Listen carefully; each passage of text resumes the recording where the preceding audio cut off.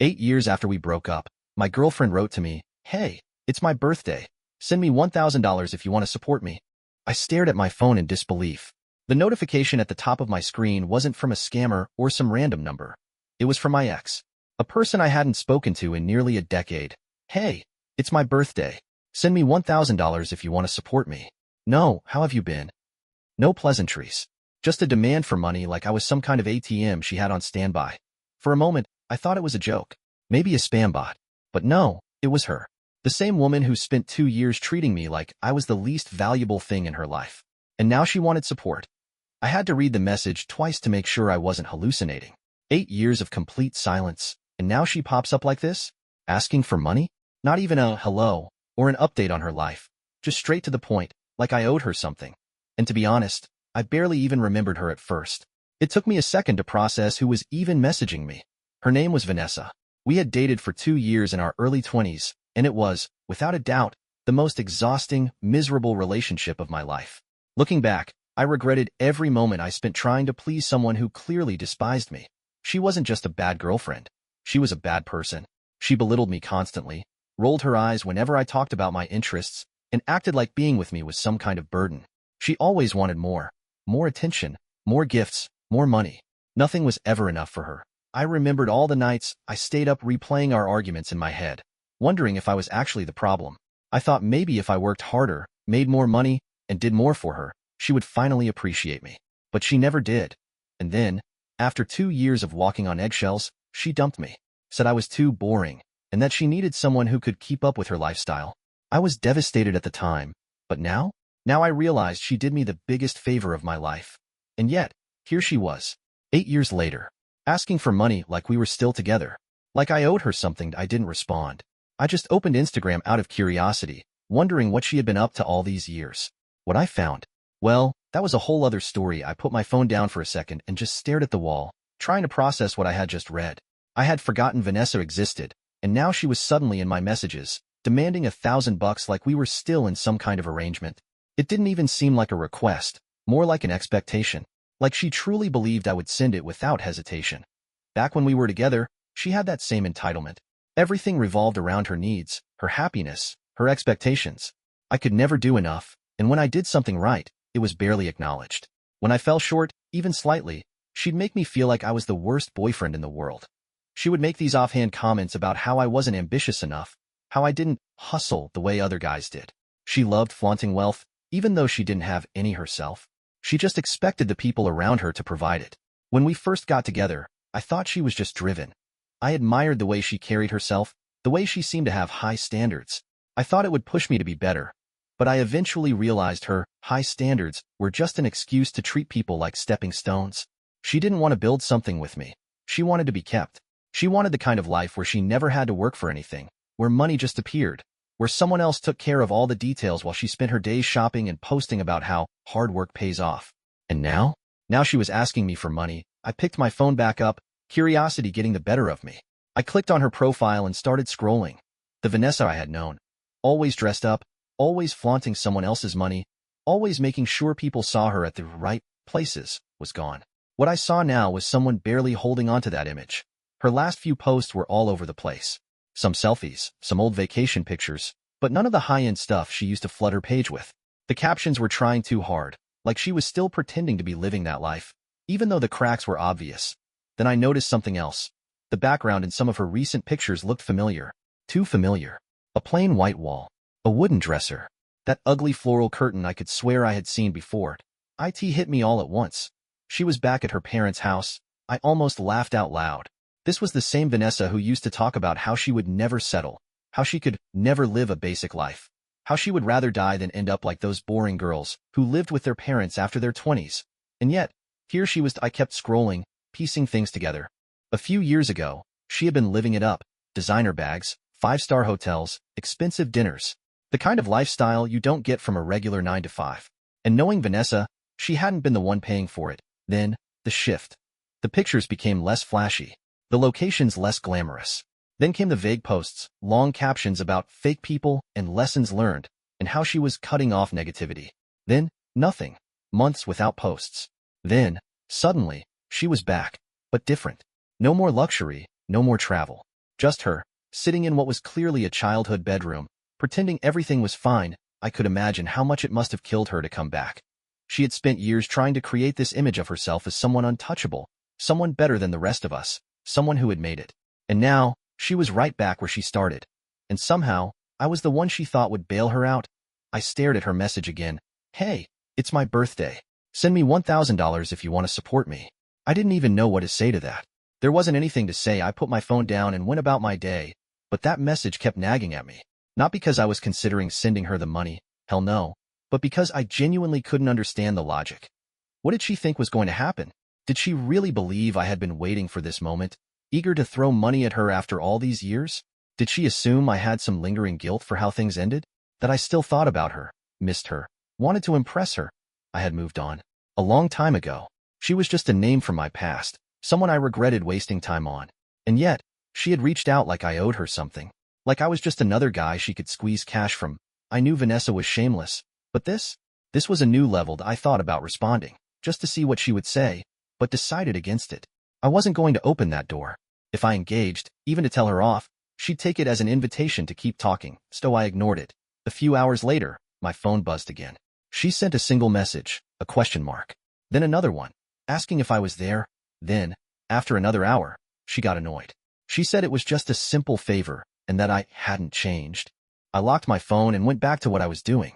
I wasn't going to let her get a reaction out of me, but she wasn't done. More messages came in later that night.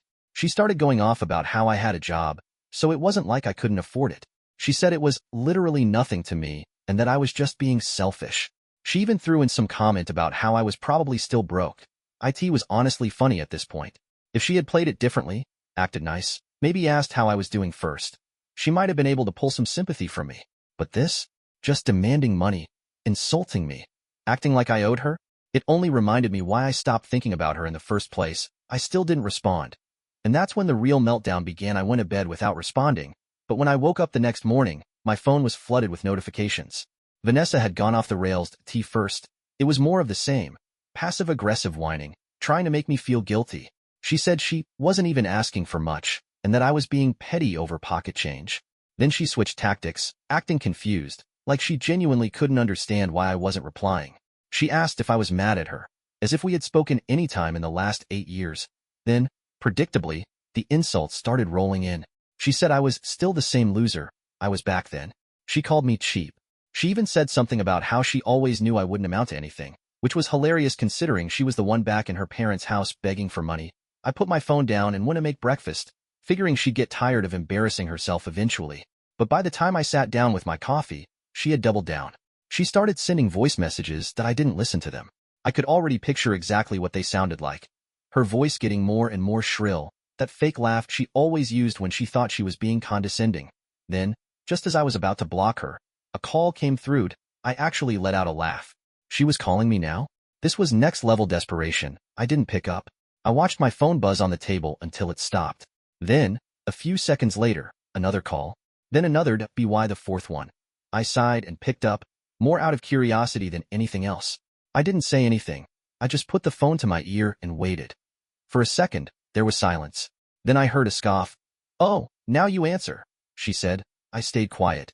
She let out a dramatic sigh and kept going. "You're seriously ignoring me? Over what? Because I asked for a tiny favor? Jesus, you're so..." I hung up. Instantly, another call. Declined. Another one. Declined. Then, a text. "Wow, you're a child."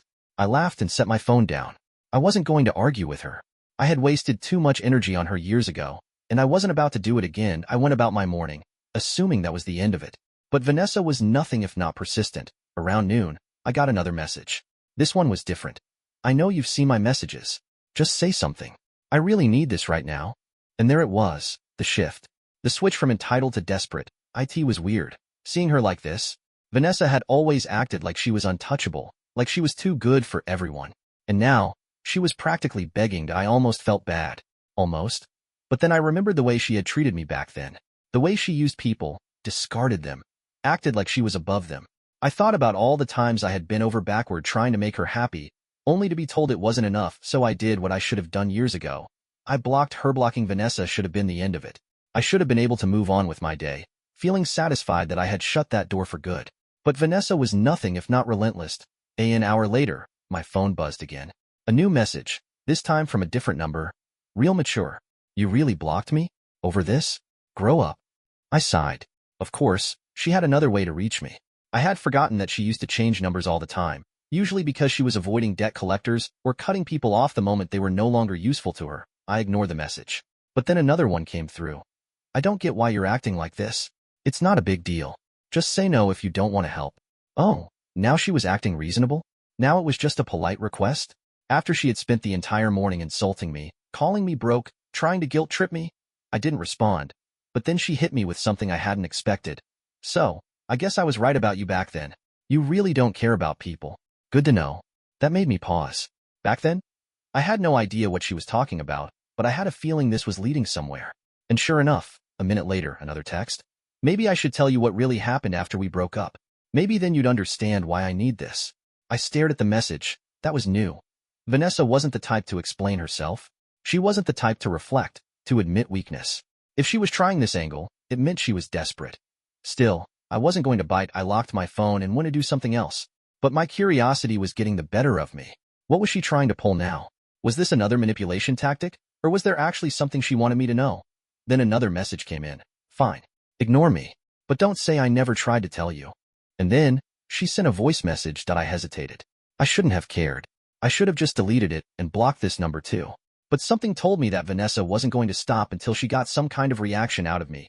So, against my better judgment, I pressed play. Her voice came through, quieter than usual. For once, she didn't sound angry or arrogant. She sounded tired. You probably think I'm just the same person I was before, she said. And yeah, maybe I deserve that. But a lot has happened, okay? A lot of bad things. And maybe I deserve that too. But I swear to God, I wouldn't be asking you for this if I didn't really need it. I almost rolled my eyes. Classic Vanessa, always framing herself as the tragic victim, always making it sound like fate had personally wronged her. But then she kept talking. I lost everything, she said, her voice breaking slightly. I had it all, and then, it just fell apart. I got screwed over. By the people I trusted. By someone I thought really cared about me. And now I have nothing. No money, no job, no place of my own. And yeah, I know it's my fault. I should have been smarter. But I wasn't. And now I'm back here, in this shithole with nothing. I exhaled, rubbing my temples. I shouldn't have felt anything. I shouldn't have cared. But against my better judgment, I found myself wondering, what the hell had happened to her? I told myself I didn't care. Whatever happened to Vanessa wasn't my problem. But that message stuck with me. She said she had lost everything. That someone had screwed her over. That she had nothing. A few years ago, that would have been impossible to imagine. Vanessa always landed on her feet. No matter how much of a mess she made, there was always some guy willing to pick up the pieces, to finance her lifestyle, to keep her afloat. So what changed? I wasn't about to ask her directly. That's what she wanted. To reel me back in, to get me to engage. But I was still curious, so I did something I hadn't done in years. I searched her name online. At first, I didn't find much. Just her old social media accounts, half abandoned. A LinkedIn profile that hadn't been updated in years. But then, after a few deeper searches, I found something. An old forum post. It wasn't from her. It was about her. It was on some shady gossip site. The kind that people use to expose influencers, scammers, and wannabe socialites. The post was about Vanessa. I clicked on it. The person writing it claimed to have known Vanessa from back in the day. They talked about how she used to date wealthy men, how she was always traveling, always flaunting expensive things. None of that surprised me. But then, they got into the real story. Apparently, Vanessa had gotten involved with a much older man. A businessman, the type who liked to show off young, beautiful women as trophies. He had funded her lifestyle for years. Private trips, designer clothes, even a luxury apartment in another country. But then, something happened. The businessman dumped her. And not just dumped, cut her off completely. According to the post, he had found out she was cheating on him. Not just with one guy, but multiple. And worse, one of them had been his business partner. The fallout had been brutal. The businessman didn't just break up with her. He made sure she had nothing. He kicked her out of the apartment, froze the bank accounts he had set up for her, and spread the word among his rich friends that she was bad for business. Suddenly, Vanessa had no way to maintain the life she had built. No wealthy men waiting to take his place. No backup plan. She tried to pivot, tried to become an influencer, tried to make money online, but it didn't work. She had no real skills, no work ethic. She burned every bridge she had, thinking she could just find another man to fix everything. But no one came. That's how she ended up back at her parents' house. I sat back in my chair, processing what I had just read. So that was it. That was the bad thing that had happened to her. She hadn't been betrayed. She had done it to herself. She had spent her whole life using people. And for the first time, there was no one left to use. And that's why she had messaged me I was her last option.